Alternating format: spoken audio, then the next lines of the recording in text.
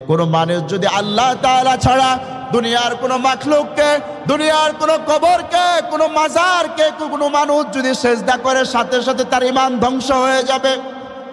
সাথে সাথে যদি মৃত্যুবরণ করে, আল্লাহ রাব্বুল আলামিন তাকে জাহান্নামে দিবেন, কারণ তার ঈমান চলে গেছে, সে বেঈমান। আর বেঈমানের জায়গায় আল্লাহ রাব্বুল আলামিন জান্নাতের মধ্যে নাই। এজন্য বলা যায়, কোন মানুষ যদি এই রকম কাজে লিপ্ত থাকে, আপনার নেতা যদি এইরকম কাজে লিপ্ত থাকে, ওই নেতাকে বাদ দেওয়া লাগবে। আপনার দলের লোক যদি এটার সাথে লিপ্ত থাকে, দলকে ছেড়ে দিতে হবে। আপনার আব্বা যদি লিপ্ত থাকে, তাকে আপনি ছেড়ে দিতে হবে। আপনার পরিবার যদি লিপ্ত থাকে, তাদেরকে ছেড়ে দিতে হবে। এ কারণে যদি সমাজের মধ্যে কোনো মানুষ যদি এইরকম হয়, তাহলে তাকে ছেড়ে দিতে হবে, তার পিছনে হাঁটা বন্ধ করতে হবে। আপনি এমন নেতার পিছনে আপনি চলেন ফিরেন থাকেন, এমন দলের পিছনে থাকেন বা চলেন, সেই জায়গার মধ্যে শিরিক হয়, সেই জায়গার মধ্যে ঈমান নষ্ট করা হয়। কিয়ামতের ময়দানে তারা যেই দলে উঠবে, আপনিও সেই দলে উঠবেন। তারা জাহান্নামে গেলে আল্লাহ রাব্বুল আলামিন আপনাকেও তাদের সাথে জাহান্নামে নিক্ষেপ করবে। এই কারণে ঈমানকে মজবুত করার জন্য যদি আমার যা কিছু ছাড়া লাগে আমি ছেড়ে দিব, জীবন দিব, কিন্তু আমি আল্লাহ রাব্বুল আলামিনের সর্বশ্রেষ্ঠ ঈমানকে আমি আল্লাহ তাআলার জন্য ছেড়ে দেব না।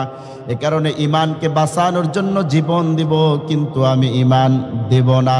এ কারণে সব সময় আল্লাহর কাছে ফরিয়াদ, ঈমানের পথে অবিচল থেকে আমার মরণ যেন হয়। সবাই বলেন, ঈমানের পথে অবিচল থেকে আমার মরণ যেন হয়। তোমারই কাছে মিনতি আমার,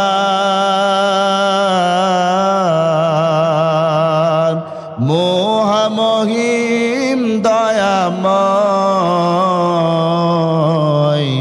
ঈমানের পথে অবিচল থেকে আমার মরণ যেন হয়। সকলে পড়ুন আমিন। আল্লাহ তাআলা যেন আমাদের এই ফরিয়াদকে কবুল করে। দুনিয়াতে যতদিন জীবিত আছি, আর যা কিছু থাকুক চলে যাক, কিন্তু আল্লাহ যেন ঈমান রাখে। জোরে বলুন আমিন। আজকের আলোচনার বিষয় হলো ঈমান। ঈমান নিয়ে কিছু আলোচনা করব, যেটা আমাদের জানা জরুরি এবং মানা জরুরি, যেটা না থাকলে আমাদের দুনিয়া আখিরাত দুইটাই ধ্বংস হয়ে যাবে। এজন্য আমরা যে বিষয় আজকে আলোচনা করব, আলোচনার নাম বা আলোচনার বিষয় বস্তু হলো ঈমান। আমি যে আয়াতটি তেলাওয়াত করলাম, এটি হলো সূরা নিসার 136 নম্বর আয়াত। পবিত্র কোরআনুল মাজিদের মধ্যে 114টি সূরার মধ্যে এই সূরার নিসার স্থান হলো 4 নম্বর। সে সূরা থেকে একটি আয়াত নিলাম, 136 নম্বর আয়াত। এটার আলোকে কিছু কথা বলবো, আমলের নিয়তে আমরা শুনে আমাকে এবং আমাদের সবাইকে যেন আল্লাহ তাআলা মানার এবং জানার তৌফিক দান করে। সকলে বলি আমিন। ভূমিকা না দিয়ে সরাসরি আলোচনায় যাই। ঈমান সবচাইতে বড় একটি সম্পদ। এটা যার আছে সে সবচাইতে বড়, যার নাই সে দুনিয়াতে বাদশা হলেও ওই ব্যক্তি ফকির। আল্লাহ রাব্বুল আলামিন বলেন, ইয়া আইয়ুহাল্লাযীনা আমানুত্তাকুল্লাহ, ওহে ঈমানদারগণ, আমানুত্তাকুল্লাহ, আমি আল্লাহ রাব্বুল আলামিনকে তোমরা ভয় করো। রব্বুল আলামিন ভয় করার জন্য বলেছেন যারা ঈমান এনেছে তাদেরকে, আর যার ঈমান নাই সে আল্লাহকে ভয় করলেও যা, না করলেও তা। এ কারণে আল্লাহকে ভয় করা, মহব্বত করা, ভালোবাসা, দিন ইসলামকে কবুল করার পিছনে সবচাইতে বড় যেটা ইম্পর্টেন্ট সেটা হলো ঈমান। এজন্য আল্লাহ রাব্বুল আলামিন বলেন, ইয়া আইয়ুহাল্লাযীনা আমানু আমিনু বিল্লাহ, ওহে ঈমানদারগণ তোমরা জেনে নাও, ইয়া আইয়ুহাল্লাযীনা আমানু, ওহে যারা ঈমান এনেছো তোমরা যারা ঈমানদার, আমিনু বিল্লাহ, আমি আল্লাহ রব্বুল আলামিনের প্রতি তোমরা ঈমান আনো। কোনো মানুষ যদি মেধাহীন না হয়ে যদি মেধাবী হয়ে থাকে, কোনো মানুষ যদি দুনিয়ার প্রতি আখিরাতের প্রতি আল্লাহর প্রতি পূর্ণ আস্থা এবং বিশ্বাস থাকে, ওই মানুষ মনে করবে ইয়া আইয়ুহাল্লাযীনা আমানু, ওহে যারা ঈমান এনেছো, তার মানে রব্বি কারীম আমাকে সম্বোধন করে বলেছেন। তখন আমরা যারা ঈমানদার আমাদেরকে ভাবতে হবে, বুঝতে হবে রব্বি কারীম কেন আমাদেরকে ঈমানদার বলে ডাক দিয়ে আবার বললেন আমিনু বিল্লাহ, আমি আল্লাহর প্রতি তোমরা আবার ঈমান আনো। এটার পিছনে আল্লাহ তাআলার গুরুত্ব বুঝালেন। বান্দা ঈমান আনলেও বান্দার ঈমান কখনো কখনো চলে যেতে পারে। চলুন, ঠিক কিনা? মানুষ যখন ঈমান আনে, ঈমান আনার পরও ঈমান চলে যেতে পারে, কারণ আল্লাহ বললেন ইয়া আইয়ুহাল্লাযীনা আমানু আমিনু বিল্লাহ, ওহে আমার আদরের বান্দারা, ঈমানদার বান্দারা, তোমরা আমার প্রতি আবার ঈমান আনো। এটা বলার কারণ হলো ঈমান হচ্ছে এমন গুরুত্বপূর্ণ জিনিস, ঈমান যদি কারো না থাকে 10 বার 1000 বার যদিও হজ করে, প্রত্যেকটা ওয়াক্ত নামাজ যদি কাবার চত্বরে আদায় করে, প্রত্যেকটা ইবাদত যদি আল্লাহকে দেখে দেখে করার চেষ্টা করে, আর যদি অন্তরের মধ্যে ঈমান নামক এই বস্তু না থাকে, বান্দা যত ইবাদত আমল করুক না কেন আল্লাহ রাব্বুল আলামিনের কাছে একটাও কবুল হবে না। এজন্য ঈমান সবচাইতে গুরুত্বপূর্ণ জিনিস। কোনো মানুষ যদি মাছ ধরতে যায়, কোনো মানুষ যদি জাল নিয়ে পুকুরের মধ্যে মাছ ধরতে যায়, ওই মানুষ যদি যে জালটা নিয়ে গেল, ওই জাল যদি কোনো অবস্থায় ফাটা হয়, ছেঁড়া হয়, ওই বান্দা পুকুরের মধ্যে যদি জাল মারে, তাহলে ওই বান্দার কিছু মাছ সেটার সাথে উঠে আসবে।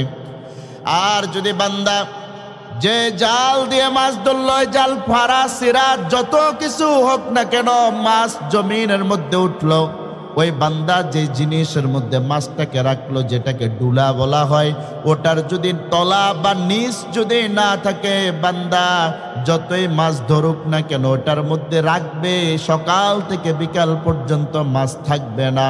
তদ্রূপভাবে কোনো বান্দা যদি ঈমান যদি না থাকে, ওই বান্দা আল্লাহ তাআলার ঘরের মধ্যে সকাল থেকে সন্ধ্যা পর্যন্ত পড়ে যদি নফল নামাজ, ফরজ নামাজ, আল্লাহর ফরজ তাসবিহ, আল্লাহ তাআলার গুণগান যাই কিছু বান্দা করুক না কেন, ওই বান্দার ঈমান থাকার না থাকার কারণে যত আমল করুক, কোনো আমল আল্লাহ রাব্বুল আলামিনের দরবারে কবুল হবে না।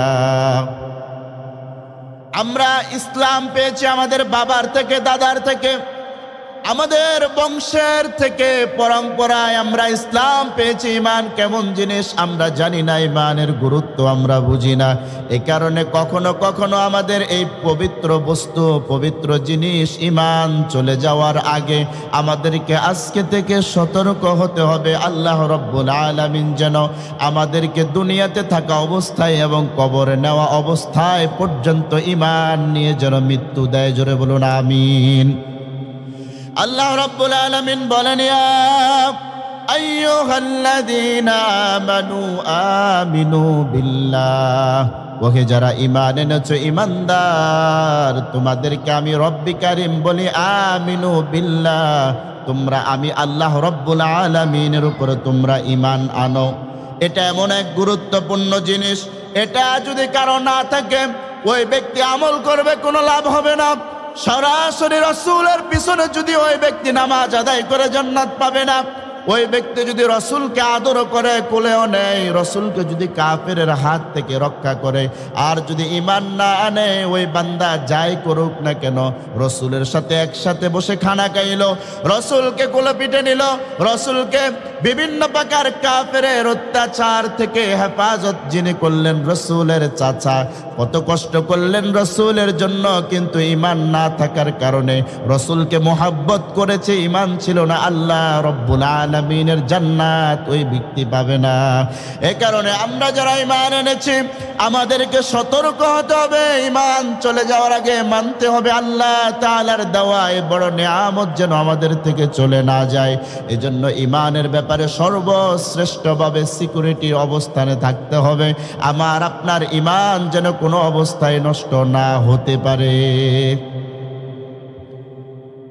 এরপর আসেন, আল্লাহ রাব্বুল আলামিনের জান্নাতে যাওয়ার জন্য দুইটা জিনিস প্রয়োজন। এক নম্বর হলো ঈমান, দ্বিতীয় নম্বর হলো আমল।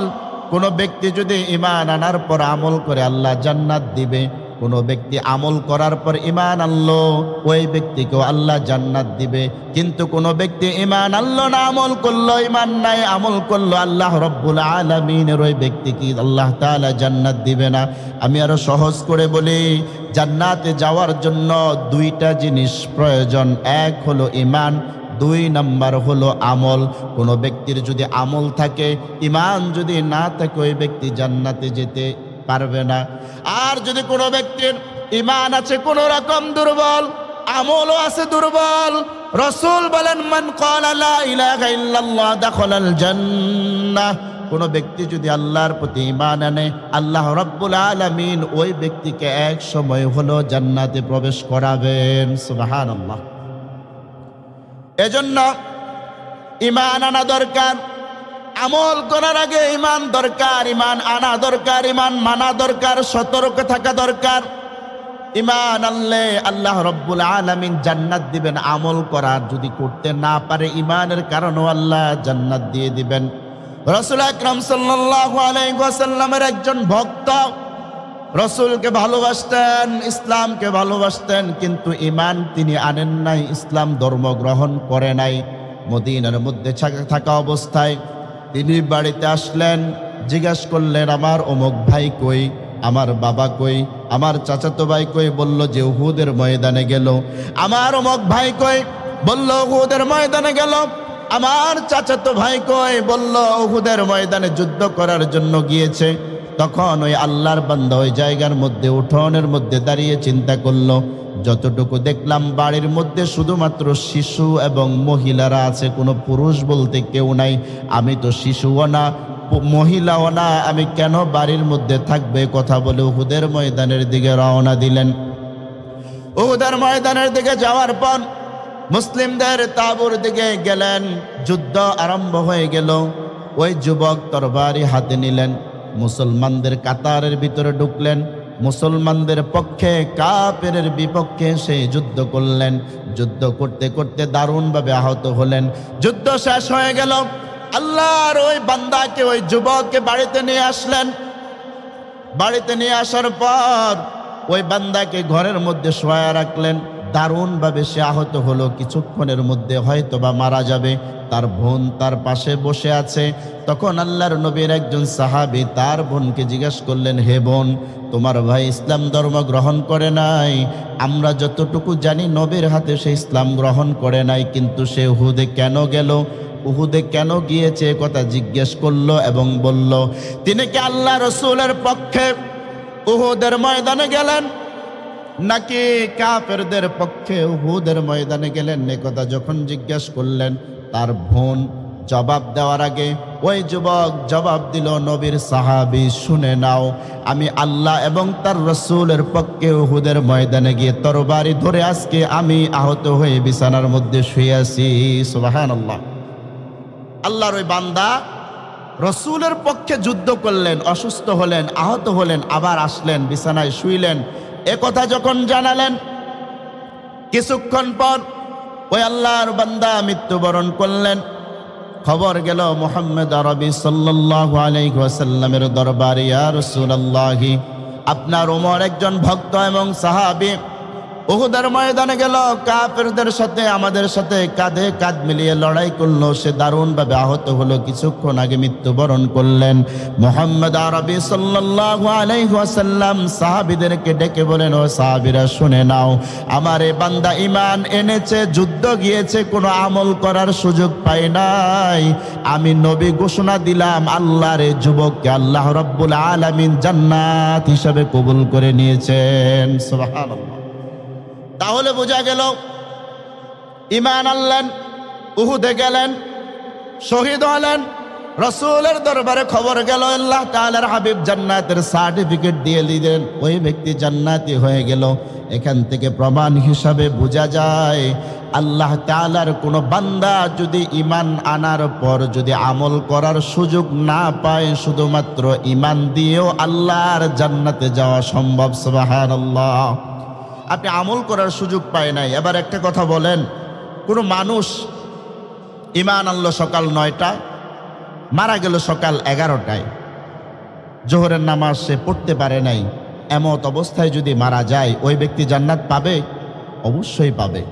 ওই ব্যক্তি আল্লাহর জান্নাত অবশ্যই পাবে, কারণ তার উপরে ঈমান আনার পর ফরজ কোনো ইবাদত সে পায় নাই, এর আগে মৃত্যুবরণ করলেন। তার মানে হলো, ঈমান যদি খাঁটি হয়, মজবুত হয়, আমল করার যদি সুযোগ না পায়, ঈমানের কারণে মান ক্বালা লা ইলাহা ইল্লাল্লাহ দাখালাল জান্নাহ, আল্লাহ তাআলা ওই ব্যক্তিকে ঈমানের খাতিরে বরকতে জান্নাত দিবেন। সুবহানাল্লাহ।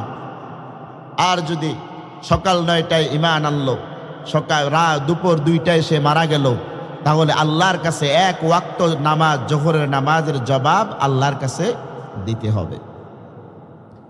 এজন্য কোন ব্যক্তি যদি 5 ওয়াক্ত নামাজ পড়ে, আল্লাহর হাবিবকে মুহাব্বত করে, আল্লাহ রাব্বুল আলামিনের হাবিবকে ভালোবাসে, কোরআন তেলাওয়াত করে, দান সদকা করে, 5 ওয়াক্ত নামাজ জামাতের সহিত আদায় করে, হালালকে হালাল, হারামকে হারাম জেনে সে চলে, কিন্তু আল্লাহ একজন, সে সেটা বিশ্বাস করে না, তার মানে যাই করুক না কেন, বান্দার আমল ভালো হোক, 5 ওয়াক্ত নামাজ জামাতে পড়ুক, আল্লাহকে বিশ্বাস না করার কারণে আমল দিয়ে ওই ব্যক্তি জান্নাতে যেতে পারবে না। কোনো মানুষ যদি নামাজ পড়ে, মাগরিবের নামাজ আদায় করার জন্য সে মসজিদে ঢুকলো, রুকু করলো, সেজদা করলো, ডানে বামে সালাম ফিরালো, তাসবিহ পড়লো, দোয়া করলো, মুনাজাত করলো, কিন্তু ওযু করে নাই, যা কিছু আমল করেছে কোনোটা আল্লাহর দরবারে কবুল হবে না, কারণ ইবাদতের জন্য, নামাজের জন্য ওযু শর্ত। তেমনি ভাবে আমল করার জন্য প্রত্যেক মানুষকে ঈমান আনাই লাগবে, ঈমান ছাড়া কোনো আমল আল্লাহর দরবারে কবুল হবে না। এজন্য আমরা বুঝলাম যে ঈমান খুবই গুরুত্বপূর্ণ। ঈমান ছাড়া জান্নাতে যাওয়া যাবে না। আর ঈমান থাকলে আমল করার সুযোগ যদি না পায়, আল্লাহ জান্নাত দিবেন। ঈমান যদি থাকে, আমল যদি কম হয়, আল্লাহ শাস্তি দেওয়ার পরও জান্নাত দিবেন। কিন্তু ঈমান নামক এই গুরুত্বপূর্ণ জিনিস যদি নাই থাকে, আল্লাহ রাব্বুল আলামিন তাকে জান্নাত দিবেন না। এবার আসুন, আল্লাহ রাব্বুল আলামিন বললেন, ইয়া আইয়ুহাল্লাযীনা আমানু আমিনু বিল্লাহ, ওহে যারা ঈমানদার, ঈমান এনেছ তোমরা, আমি আল্লাহর প্রতি ঈমান আনো। এখন আপনারা একটা কথা বোঝেন, কোনো ছাত্র যদি কোনো কলেজ বা ভার্সিটির মধ্যে ভর্তি হয়, ভর্তি হওয়ার পর 3-4 দিন, 5-6 দিন, 1 সপ্তাহ পর যদি তার অধ্যক্ষ তাকে ডেকে বলে তুমি আবার ভর্তি হও, ওই ছাত্র যদি বিবেকবান হয়, মেধাবী হয়, গাধা যদি না হয়, ওই বান্দা বলবে আমি যে কলেজের মধ্যে ভর্তি হলাম, ভার্সিটির মধ্যে ভর্তি হলাম, বিদ্যালয়ে ভর্তি হলাম, আমার ভর্তি প্রক্রিয়ার মধ্যে কোনো না কোনো সমস্যা ছিল, বিদায় আমার শিক্ষক আমাকে আবার দ্বিতীয়বার ভর্তি হওয়ার জন্য বলেছেন। এই কারণে ওই ছাত্র বুঝবে যে না, যেভাবে ভর্তি প্রক্রিয়া সম্পূর্ণ করলাম, ওই ভর্তি প্রক্রিয়া আমার সম্পূর্ণ হয় নাই, বিদায় আবার ভর্তি হওয়ার জন্য বলেছেন। তদ্রূপভাবে আমরা যারা ঈমান এনেছি, আল্লাহ আবার বললেন আমিনু বিল্লাহ, আমার প্রতি ঈমান আনো। আমরা যদি বিবেকবান হই, মেধাওয়ালা হই, তাহলে আমাদেরকে বুঝতে হবে এই ঈমান নিয়ে কোনো না কোনো সমস্যা হতে পারে, অতএব ঈমানের প্রতি আমাকে যত্নশীল হতে হবে, ঠিক না? এজন্য ঈমানের প্রতি আমাদেরকে যত্নশীল হতে হবে। আর এই ঈমানকে যদি যত্নশীল করতে গিয়ে আমার পীরকে যদি বাদ দেওয়া লাগে বাদ দিয়ে দিব, নেতাকে যদি বাদ দেওয়া লাগে বাদ দিয়ে দিব, দলকে যদি বাদ দেওয়া লাগে বাদ দিয়ে দিব, আমার আব্বাকে যদি বাদ দেওয়া লাগে বাদ দিয়ে দিব, আমার মাকে যদি বাদ দেওয়া লাগে বাদ দিয়ে দিব, শুধুমাত্র ইমানের খাতিরে কোনো প্রকার কম্প্রোমাইজ হবে না। ইমান টিকানোর জন্য আমার দল যদি ছেড়ে দিতে হয় আমার দল আমি ছেড়ে দিব, ইমানকে বাঁচানোর জন্য আমার পীরকে যদি ছেড়ে দিতে হয় আমি ছেড়ে দিব, ইমানকে বাঁচানোর জন্য যদি আমার দেশ ছেড়ে দিতে হয় ছেড়ে দিব। যেমনি ভাবে মুহাম্মদ আরবি সাল্লাল্লাহু আলাইহি ওয়াসাল্লাম ইমানের দাওয়াত দিলেন, তিনি জুলুমের শিকার হলেন, দাওয়াতের জন্য ইমানের জন্য তিনি মক্কা ছেড়ে মদিনায় চলে গেলেন। তদ্রূপভাবে ইমানের দাওয়াত দিতে গিয়ে, ইমানকে টিকাতে গিয়ে, ইমানকে প্রতিষ্ঠিত করতে গিয়ে যদি দেশ ছাড়া লাগে ছেড়ে যেতে হবে, পরিবার ছাড়া লাগলে ছাড়তে হবে, নেতা ছাড়তে হলে ছাড়তে হবে, কর্মী ছেড়ে দিতে হলে ছেড়ে দিতে হবে, আপনার পীর যদি বাদ দিতে হয় আপনাকে পীর বাদ দিতে হবে। যে কোনো অবস্থায় সব ছাড়তে রাজি, কিন্তু ইমান দিতে আমরা রাজি না, ঠিক না? আমি সব দিব কিন্তু আমার ইমান দিব না, কারণ এটা আমার সবচেয়ে গুরুত্বপূর্ণ বস্তু। এটা দেওয়ার কোনো অবস্থায় আমাদের জন্য সমীচীন হবে না, তাহলে আমার দুনিয়া আখিরাত দুইটাই ধ্বংস হয়ে যাবে। বিশ্বাস করুন সাহাবায়ে কেরাম ইমানকে বুঝার কারণে, আল্লাহর দ্বীন প্রতিষ্ঠা করার জন্য, দ্বীনকে সামনে এগিয়ে নেওয়ার জন্য অকাতরে জীবন বিলিয়ে দিয়েছেন। আর বলেছেন, ইয়া রব্বুল আলামিন, এমন একটা জীবন দিলা যেটা একবার দিলেই শেষ, তুমি যদি আমাকে আরো একটা জীবন দিতে আমি তোমার দ্বীনের জন্য আবারও শহীদ হতাম, আবারও যদি জীবন দিতে আবারও শহীদ হতাম। এই কারণে আল্লাহর হাবিবের সকল সাহাবী ইমান বুঝার কারণে দুনিয়াতে থাকা অবস্থায় জান্নাতের সুসংবাদ আল্লাহ পাঠিয়ে দিয়েছেন। সুবহানাল্লাহ। তাহলে আমরা আলোচনা করতেছি সূরা নিসা 4 নম্বর সূরা, আয়াত নম্বর 136, আর বিষয় হচ্ছে ইমান। মনে আছে তো? এটা মনে রাখবেন। এবার সবাই একটু বোঝেন, ইমান আনলাম অথবা কোনো ইমানদারের জন্য, আল্লাহকে মানার জন্য, ইমান আনা মানে আল্লাহকে বিশ্বাস করা। আল্লাহকে বিশ্বাস করি বা বিশ্বাস করা, এটার সাথে 4টা কথা জড়িত। কোনো মানুষ যদি আল্লাহকে পরিপূর্ণ বিশ্বাস করতে চায়, আল্লাহর উপরে যদি ইমান আনতে চায়, অন্তত 4টা বিষয় তার জ্ঞান থাকা লাগবে, 4টা বিষয়ে ব্যক্তি সতর্ক থাকা লাগবে। যদি 4টা বিষয় সতর্ক না থাকে ইমান চলে যেতে পারে। এই 4টা বিষয়ের 4টাই মানতে হবে, 3টা মানলেও ব্যক্তি ইমানদার হতে পারবে না। ইমানকে মজবুত করার জন্য আমল যথেষ্ট, কিন্তু ইমানকে ধরে রাখার জন্য 4টা বিষয় আপনাকে মানতে হবে, বুঝতে হবে, আমল করতে হবে। 4টা বিষয় থেকে যদি একটা বিষয়ে যদি আপনি ছেড়ে দেন, আল্লাহ রাব্বুল আলামিনের বড় নিয়ামত ইমান আপনি পাবেন না। তার মধ্যে 1 নাম্বার হলো আল্লাহ রাব্বুল আলামিনের অস্তিত্ব মানা। 2 নাম্বার হলো আল্লাহ রাব্বুল আলামিনের গুণাবলী মানা। 3 নাম্বার হলো আল্লাহ রাব্বুল আলামিনের আইন মানা। 4 নাম্বার হলো আল্লাহ রাব্বুল আলামিনের ক্ষমতা মানা। এই 4টা বিষয় কোনো মানুষ যদি মানে ওই ব্যক্তি ইমানদার। 4টা বিষয় থেকে একটা বিষয় যদি ছেড়ে দেয় ওই ব্যক্তি বেঈমান হিসাবে কবরে যাবে। তাহলে বলেন তো 4টা বিষয় জানার দরকার আছে না নাই? অবশ্যই দরকার আছে। সময় কম যেহেতু সংক্ষেপে বলি। 1 নাম্বার হলো আল্লাহর অস্তিত্ব মানা। আল্লাহ রাব্বুল আলামিনের অস্তিত্ব মানতে হবে। অস্তিত্ব যদি না মানে আল্লাহ রাব্বুল আলামিনের ইমানদার আপনি হতে পারবেন না। আপনি আল্লাহ রাব্বুল আলামিনের কোরআন মানেন, আইন মানেন, বিধান মানেন, ক্ষমতা মানেন, কিন্তু আপনি বলেন দেয়ার ইজ নো গড, আমি আল্লাহ বলতে কাউকে মানি না, খোদার কসম। অন্য সব যদিও মানে একটা বিষয় না মানার কারণে আল্লাহর জান্নাত ওই ব্যক্তি যেতে পারবে না। এজন্য এই বিষয়গুলো আমাদের জানতে হবে। আল্লাহর অস্তিত্ব আমরা মানি কি মানি না? আল্লাহর অস্তিত্ব আমরা মানি। আল্লাহর অস্তিত্ব কাফেররাও মানে। আল্লাহর অস্তিত্ব আবু জাহেলও মানত, আল্লাহর অস্তিত্ব কাফের মুশরিকেরাও মানে। দলিল হিসাবে কোরআনের একটি আয়াত আল্লাহ রাব্বুল আলামিন বলেন, ওয়ালা ইনসালতাহুম মান খালাকাস সামাওয়াতি ওয়াল আরদ, হে নবী আপনি প্রশ্ন করুন আকাশ এবং জমিন কে বানিয়েছেন।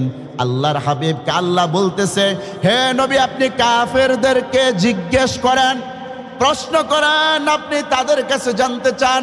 ওয়ালা ইনসালতাহুম মান খালাকাস সামাওয়াতি ওয়াল আরদ, আপনি সওয়াল করেন, প্রশ্ন করেন কে বানালো আকাশ, কে বানালো জমিন। তারপর তারা উত্তর দেবে লা ইয়াকুলুনাল্লাহ, এগুলো আর কেউ বানায় নাই, যিনি বানিয়েছেন তিনার নাম কি? আল্লাহ। আরো জোরে বলেন তিনার নাম কি? যিনি বানিয়েছেন তিনার নাম আল্লাহ। তার মানে বোঝা গেল আবু লাহাব, আবু জাহেল, উতবা, সাইবা, ওয়ালিদ ইবনে মুগীরা যারাই ছিল না কেন, তারা এক কথায় এক বাক্যে এই কথা মেনে নিয়েছে, লা ইয়াকুলুনাল্লাহ, লামে তাকিদ নুনে সাকিলা, অবশ্যই জমিন এবং আসমানের মালিক একজন, তিনি হলেন আল্লাহ। তাহলে বোঝা গেল আবু জাহেল আর আমরা এখানে সমান সমান। এ একটা মানলে যদি ইমানদার হওয়া যেত, আবু জাহেল ইমানদার। এ একটা বিষয় মেনে অনেক মানুষ দুনিয়ায় চলাচল করতেছে আবু জাহেলের মতো মানে, কিন্তু কাজে দেখা যায় এখনো পর্যন্ত আবু জাহেলের শুধু খলিফা নয়, উত্তরসূরি নয়, বহু ভক্ত এখনো পর্যন্ত বিভিন্ন জায়গায় ঘুরে বেড়ায়। আবু জাহেল যেটা করার চেষ্টা করেছে তারাও এটা বাস্তবায়ন করার চেষ্টা এখনো করে, ভবিষ্যতেও করবে কিয়ামত পর্যন্ত। আল্লাহ তাআলা শয়তান আবু জাহেল তাদেরকে এক করে দিয়েছেন। আবু জাহেলের কাজ, আবু জাহেল দুনিয়াতে নাই, শয়তানকে দায়িত্ব দিলেন, এই শয়তান যাকে ভর করে ওই ব্যক্তি ওই কাজে লিপ্ত হয়ে যায়। এ কারণে বলা যায় আল্লাহর অস্তিত্ব আবু জাহেল মানত, আমরাও মানি। তাহলে বোঝা গেল এই চারটা বিষয়ের চারটায় মানতে হবে, কোনো একটা ছেড়ে দিলে আবু জাহেলের মতো হওয়া লাগবে, ঠিক কিনা? এই চারটা বিষয় আপনি একটা মানেন, বাকি তিনটা মানেন না, তার মানে আপনি মুমিন হতে পারবেন না। আল্লাহ রাব্বুল আলামিনের ওই বান্দা আবু জাহেল, ওই সময় আল্লাহ রাব্বুল আলামিন একজন আছেন, তার অস্তিত্ব আছে, সেটা সে মানত। এবার আসেন ইতিহাস থেকে শুনি। রাসূল আকরাম সাল্লাল্লাহু আলাইহি ওয়াসাল্লামের উপর যখন ওহী নাজিল হলো, রাসূল ওহী যেদিন প্রথম নাজিল হলো, সূরা আলাকের প্রথম 5টি আয়াত আল্লাহ তাআলা যখন নাজিল করলেন, নাজিল করার পর রাসূল এমন ভয় পেলেন, আম্মা জান খাদিজার কাছে তিনি আসলেন। আসার পর তিনি বললেন, জাম্মিলুনি জাম্মিলুনি, ও খাদিজা আমাকে কম্বল আবৃত করে দাও, আমার মনে হয় জ্বর আসবে। এ কথা যখন বললেন, তাকে কম্বল দিয়ে আবৃত করে দেওয়া হলো। রাসূলের যখন অবস্থা স্বাভাবিক অবস্থায় যখন ফিরে আসলেন, তখনও তিনি নবুয়ত জিব্রাইল এসেছেন দিয়েছেন, তবে খাদিজা তখনও জানে তিনি এখনো নবী হন নাই। খাদিজার দৃষ্টিতে তিনি যে আল্লাহর নবী এটা তিনি জানতেন না, ওই সময় পর্যন্ত তিনি জানতেন না। আল্লাহর হাবিব যখন স্বাভাবিক অবস্থায় আসলেন, আল্লাহর হাবিবকে জিজ্ঞেস করলেন, ইয়া রাসূলুল্লাহ, ও স্বামী আমার, আপনার সাথে কি হয়েছে আমাকে বলেন। তখন আল্লাহর হাবিব আবেগ প্রবণ হয়ে বললেন, খাদিজা আমি মনে হয় বেশি দিন বাঁচবো না, এমন ভয় পেলেন।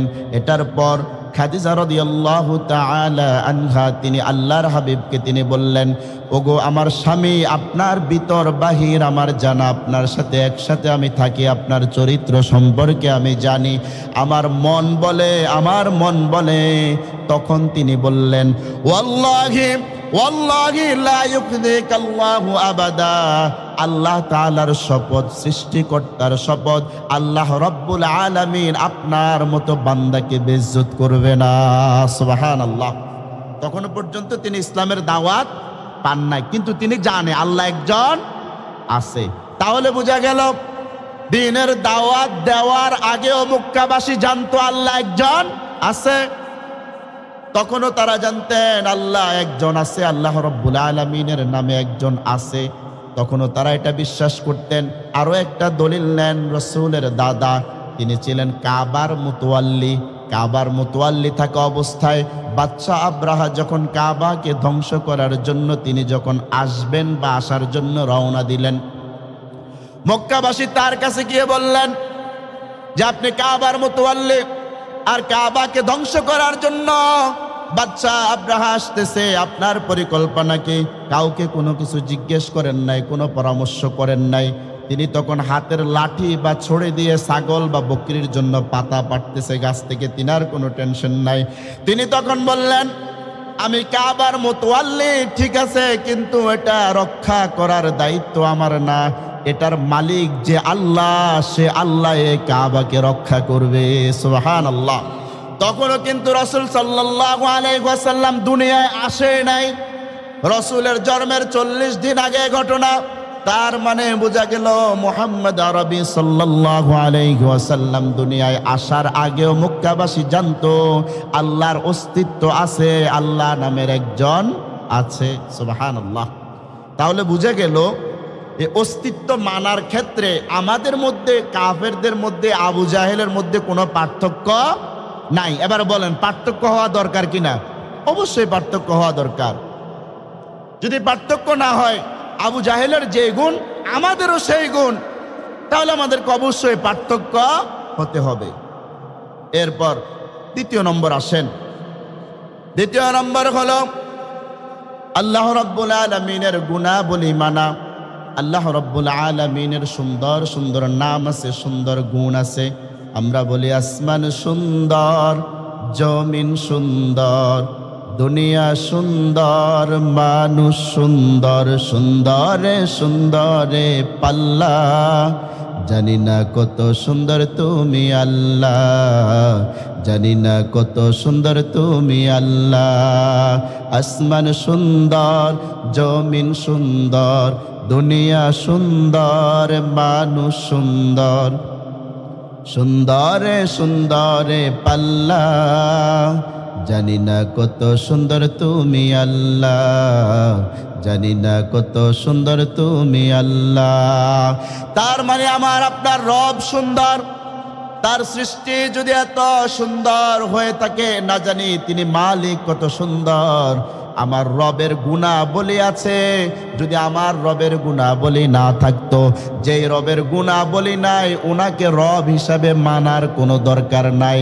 আমার আপনার আল্লাহ এমন আল্লাহ, যে আল্লাহর গুণের কোনো শেষ নাই, যিনি আকাশের মালিক, যিনি জমিনের মালিক, যিনি সমস্ত ভূমণ্ডল, আকাশ বায়ুমণ্ডল সব কিছুর যিনি মালিক, তিনি হলেন আমার আপনার রব, তিনি হলেন আল্লাহ। সুবহানাল্লাহ।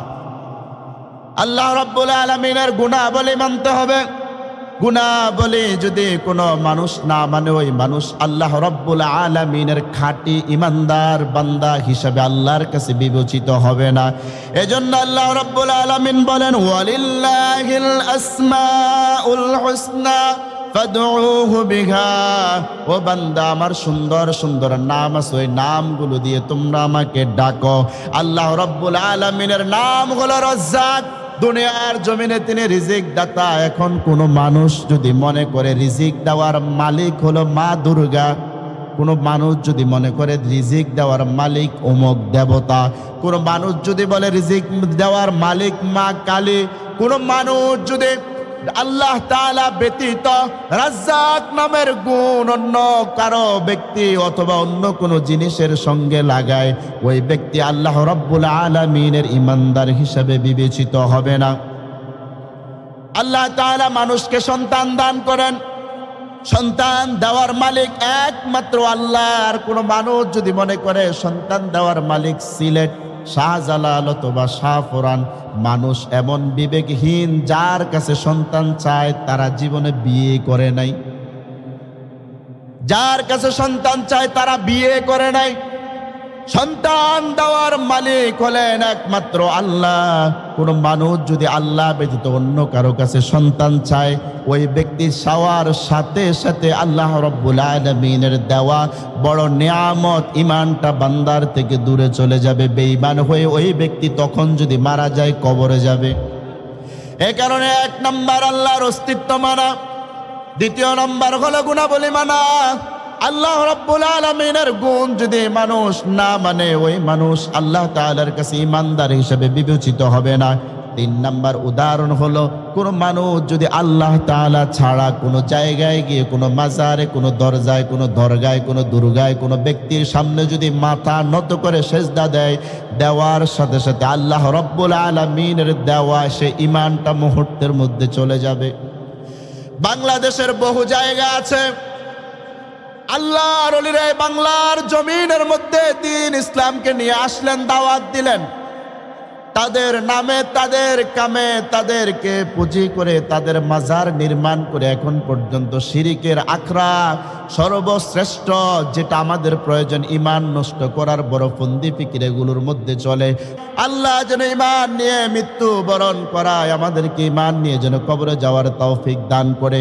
এ কারণে আল্লাহ যে বললেন, ইয়া আইয়ুহাল্লাযীনা আমানু আমিনু বিল্লাহ, ওহে যারা ঈমানদার, ঈমান দাবি করো, তোমরা আমার প্রতি ঈমান আনো। আর যারা বলবে আল্লাহর প্রতি আমি ঈমান আনতে চাই, এই কথার সাথে চারটা কথা জড়িত। এক নম্বর, আল্লাহর অস্তিত্ব মানা, আমরা আল্লাহর অস্তিত্ব মানি। দুই নম্বর, আল্লাহর গুণাবলী মানা, আমরা জানি আর না জানি আল্লাহর সব গুণাবলী মানি। তাহলে বোঝা গেল ঈমান আনার জন্য দুইটা শর্ত, এটা আমরা মানি। তিন নাম্বার শর্ত হলো আইন মানা।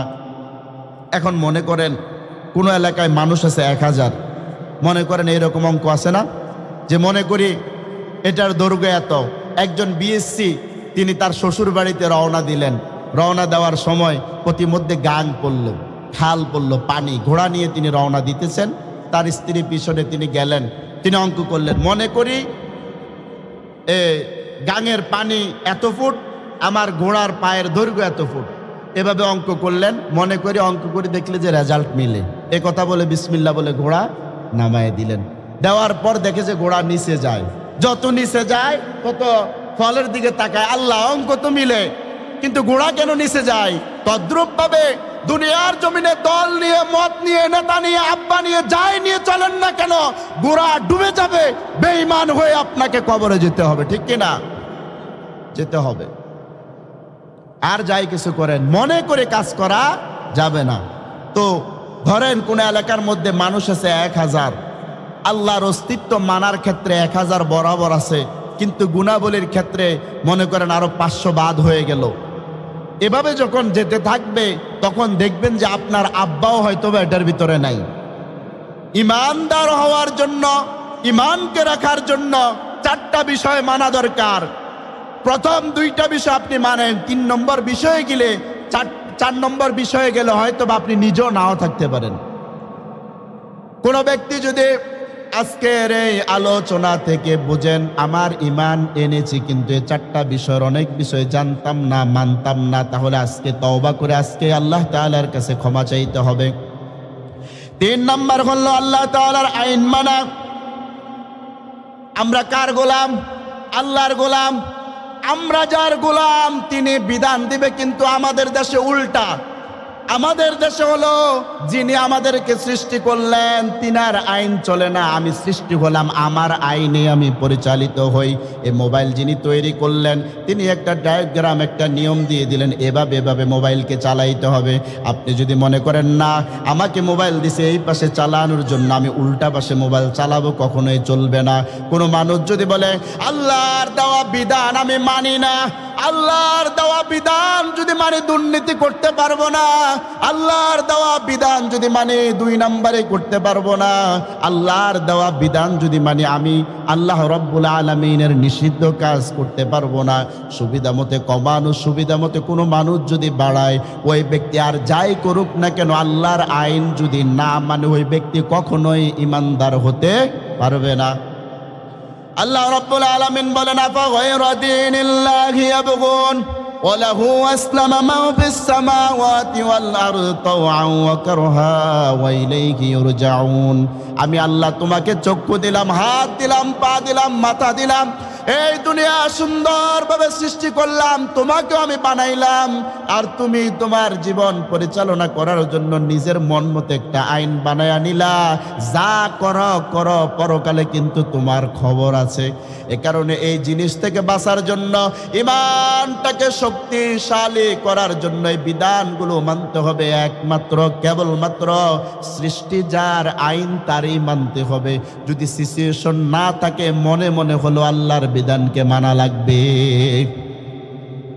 আল্লাহ রাব্বুল আলামিন বললেন যে আমি তোমাকে দুনিয়াতে প্রেরণ করলাম, আমি তোমাকে পরিচালনা করব। তুমি তোমাকে পরিচালনা করার জন্য আইন বানালা। তাকে দেখো গাছের দিকে, আমি আল্লাহ রাব্বুল আলামিন তেঁতুল গাছ, খেজুর গাছ একসাথে রাখলাম। তেঁতুল গাছের তেঁতুল কখনো খেজুর গাছে ধরে নাই, খেজুর গাছের খেজুর তেঁতুল গাছে গিয়ে ধরে নাই। তেঁতুল কখনো মিষ্টি হয় নাই, খেজুর কখনো টক হয় নাই। আইন মানে কার? আল্লাহর।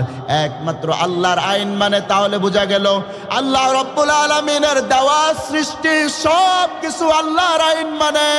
আমি আপনি মানুষ হইয়া নিজের হাতকে খাটাইয়া কলম ধইরা বিবেক দিল, বিবেক খাটাই আল্লাহর আইনের বিরুদ্ধে কথা বললাম।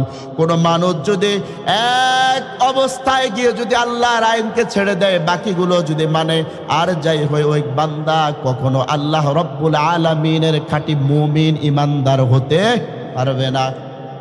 এখন আপনি যদি মনে করেন আপনি সব মানেন, আল্লাহর আইন মানেন না, আপনি মনে করেন চোর হলে একসাথ করো, বিচার করো, ছেড়ে দাও, কিন্তু কোরআনের আইন হলো চোর ধরলে যদি পর্যাপ্ত পরিমাণে সাক্ষী পাওয়া যায়, তার হাতকে কেটে দাও। জিনা করলে বেত লাগাও, বেতের আঘাত করো। আর যদি জিনা করে তাদের বিবাহিত হলে পাথর দিয়ে নিক্ষেপ করে দুনিয়া থেকে বিদায় করে দাও। আপনি সব জানেন, কিন্তু আপনি ফেঁসে যাবেন বিদায় আল্লাহর আইন মানতে নারাজ। আর কিছু করেন আর না করেন, 5 ওয়াক্ত নামাজ জামাতে আদায় করলেও আল্লাহ রাব্বুল আলামিনের জান্নাত আপনার কপালে নাই। সর্বপ্রথম অস্তিত্ব মানা আমরা মানি। 2 নাম্বার গুণাবলী মানা, তাও আমরা মানি। 3 নাম্বার আইন মানা। সকলে বলুন আমরা একমাত্র কেবলমাত্র কার আইন মানি? সবাই বলেন কার আইন মানি? যদি না মানি ঈমান থাকবে? থাকবে না। তাহলে বোঝা গেল ইনিল হুকমু ইল্লা লিল্লাহ। আজকের পর থেকে মানতে হবে সৃষ্টি যার আইন চলবে তার। ইনিল হুকমু ইল্লা লিল্লাহ, যিনি আমাকে বানাইলেন হুকুম চলবে তার। এটা আপনাকে মানতে হবে, বিশ্বাস করতে হবে, বাস্তবায়নের জন্য কাজ করতে হবে। সফলতা পেলে ভালো। আল্লাহ বলেন, আল্লাহর হাবিব বলেন, আস-সা'য়ু মিন্নি ওয়াল ইতমাউ মিনাল্লাহ। তোমরা চেষ্টা করো, আমি আল্লাহ রাব্বুল আলামিন তোমাকে পূর্ণতা দিব। আর যদি পূর্ণতা পেতে পেতে তুমি দুনিয়ার জমিন থেকে যদি বিদায় হয়ে যাও, এটা চেষ্টা করার কারণে, ইজতিহাদ করার কারণে আমি আল্লাহর সর্বশ্রেষ্ঠ জায়গা জান্নাত তোমার নামে লিপিবদ্ধ করে দেব। সুবহানাল্লাহ। তাহলে বোঝা গেল আইন মানব তার, সৃষ্টি যার। 1 নাম্বার হলো আল্লাহর অস্তিত্ব মানা। অস্তিত্ব যদি আপনি মানেন, আল্লাহ আপনাকে জান্নাত দিবে। 2 নাম্বার গুণাবলী যদি মানেন, আল্লাহ আপনাকে জান্নাত দিবে। 3 নাম্বার যদি আল্লাহর আইন মানেন, আল্লাহ আপনাকে জান্নাত দিবেন। আর এগুলার কোনো একটা যদি ছেড়ে দেন, আর 5 ওয়াক্ত নামাজ জামাতে আদায় করেন, আর যাই করেন, আল্লাহ কখনো জান্নাত আপনাকে দিবে না। ফেরাউনের স্ত্রী আসিয়া আল্লাহর প্রতি গোপনে ঈমান আনলো। ফেরাউন জানতে পারলো, আসিয়াকে আঘাত করলো, কষ্ট দিল, পেরাক মারলো হাতের মধ্যে। খুবাইবকে কষ্ট দিল, খাব্বাবকে কষ্ট দিল। তারা আল্লাহর আইন মেনেছে, আল্লাহকে কখনো ছেড়ে দেয় নাই। আসিয়াকে যখন কষ্ট দেওয়া হয়, আসিয়া তখন বলেন, ইতিহাসের মধ্যে উঠে আসে, আসিয়া বলেন, আল্লাহ তোমার কাছে আর কিচ্ছু চাই না, জান্নাতের মধ্যে একটা ঘর আমাকে বানিয়ে দিও। সুবহানাল্লাহ।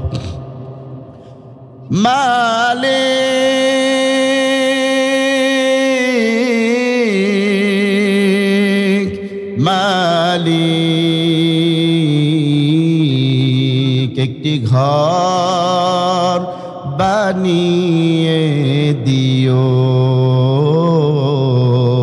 একটি ঘর বানিয়ে দিও। মালিক তুমি জান্নাতে, তোমার কাছে আমার একটি ঘর বানিয়ে দিও, একটি ঘর বানিয়ে দিও। এ কারণে আল্লাহর কাছে চাইতে হবে, আইন আল্লাহর মানতে হবে, আল্লাহর কাছে চাইতে হবে, বলতে হবে আল্লাহ দুনিয়ার জমিনে তোমার সকল কিছু মানার মতো অবস্থা আমার নাই, কিন্তু আমি মানি, তুমি আমাকে বেঈমান বানায় কখনো কবরে নিও না। তাহলে বুঝার চেষ্টা করেন, 1 নাম্বার আল্লাহর অস্তিত্ব মানা, 2 নাম্বার গুণাবলী মানা, 3 নাম্বার আইন মানা। এবার 4 নাম্বার হলো ক্ষমতা মানা। ইন্নাল কুওয়াতা লিল্লাহি জামিআ, সব কিছুর মালিক আল্লাহ, সব ক্ষমতার মালিক আল্লাহ। তিনি একমাত্র রব, যিনি আইন দেয়, বিধান দেয়, ক্ষমতার মালিক, অস্তিত্বের মালিক, সব কিছুর মালিক তিনি। এ কারণে সর্বকাজে ক্ষমতার মালিক একমাত্র মানতে হবে আল্লাহকে। এ কারণে যারা বলে ক্ষমতার উৎস জনগণ, তারা কুফরি করতেছে, শিরিক করতেছে, ঈমান চলে যাওয়ার মতো অবস্থায়। কারণে বলতে হবে একমাত্র ক্ষমতার অধিকারী মালিক হলেন তিনি, আর কেউ নয়, তিনি হলেন আল্লাহ। ইন্নাল কুওয়াতা লিল্লাহি জামিআ, ক্ষমতা আল্লাহর মানতে হবে। কেননা বিগাইরি আমাদিন তারাউনাহা, এই আকাশ আল্লাহ তাআলা ঝুলা রাখলেন, কোনো খুঁটি দিলেন না, দুনিয়ার কোনো মানুষের সাধ্য নাই। আল্লাহ তাআলা সূর্য দিলেন, আলো দিলেন, এক জায়গায় আলো হলে অন্য জায়গায় অন্ধকার। প্রত্যেক দিন সকালবেলা সূর্য পূর্ব দিকে উপস্থিত হয়। এটা আর কারো ক্ষমতা না, এটা আল্লাহ রব্বুল আলামিনের ক্ষমতা। আল্লাহ তাআলার ক্ষমতা পশু পাখি মানে, আল্লাহর ক্ষমতা প্রাণীরা মানে, জীব জন্তু মানে, আল্লাহর ক্ষমতা ওই আসমান মানে, জমিন মানে, পাহাড় পর্বত সমুদ্র সব কিছু একমাত্র কেবলমাত্র আল্লাহর ক্ষমতা মানে। আমি যদি মানুষ হয়ে আল্লাহর ক্ষমতা না মানে, আর কিছু যাই হোক আর না হোক, কিয়ামতের ময়দানে এবং কবরে ঈমান নিয়ে ওঠার মতো অবস্থা আমাদের থাকবে না। এ কারণে সর্ব অবস্থায় ক্ষমতা মানতে হবে একজনের। আমি আপনি ক্ষমতা দেখায়, ক্ষমতা প্রয়োগ করে, কিন্তু আল্লাহ বলেন খুলিকাল ইনসানু দাঈফা, মানুষ কিভাবে ক্ষমতা দেখায়? কারণ মানুষ হলো সবচাইতে একেবারে হলো দুর্বল। একটা মশার থেকে বাঁচার জন্য মশারি টানায়, মৌমাছি কামড়ের জন্য দিলে দৌড় মারে, সাপ দেখলে দৌড় মারে লাঠির জন্য। মানুষকে আল্লাহ তাআলা দুর্বল হিসাবে বানালেন। আর মানুষ বলে আমি ক্ষমতার উৎস, আমি ক্ষমতার মালিক, আমি জনগণ। আমি যদি ক্ষমতার উৎস হই, তাহলে মশার জন্য মশারি কেন টানাই? তাহলে বুঝতে হবে ক্ষমতার মালিক একজন, তিনি কে? আল্লাহ রাব্বুল আলামিন বলেন, কুলিল্লাহুম্মা মালিকাল মুলকি তুতিল মুলকা মান তাশা ওয়া তানজিউল মুলকা মিম্মান তাশা ওয়া তুইজ্জু মান তাশা ওয়া তুযিল্লু মান তাশা বিয়াদিকাল খায়র। আমি আল্লাহ যাকে পছন্দ করি তাকে আমি আল্লাহ ক্ষমতা দিই, দুনিয়ার ক্ষমতা। যাকে পছন্দ করি না তাকে ক্ষমতা থেকে নামায়া দিই। যাকে আমি আল্লাহ চাই তাকে ইজ্জত দিই, যাকে চাই না তাকে বেইজ্জত করি। তাহলে বোঝা যায় যে মানুষ যার ইশারায় বেইজ্জতি হয়, সম্মানিত হয়, ক্ষমতা পায়, ক্ষমতা ছেড়ে দেয়, এটার কারিগর একজন আছে, তিনি আর কেউ নয়, তিনি হলেন আমাদের আল্লাহ। এ কারণে সর্ব অবস্থায় আমরা আল্লাহকে মানি। আল্লাহ ছাড়া এই দুনিয়াকে কল্পনা করা যায় না। ওই চাঁদের আলো আজ লাগে না ভালো তুমি ছাড়া,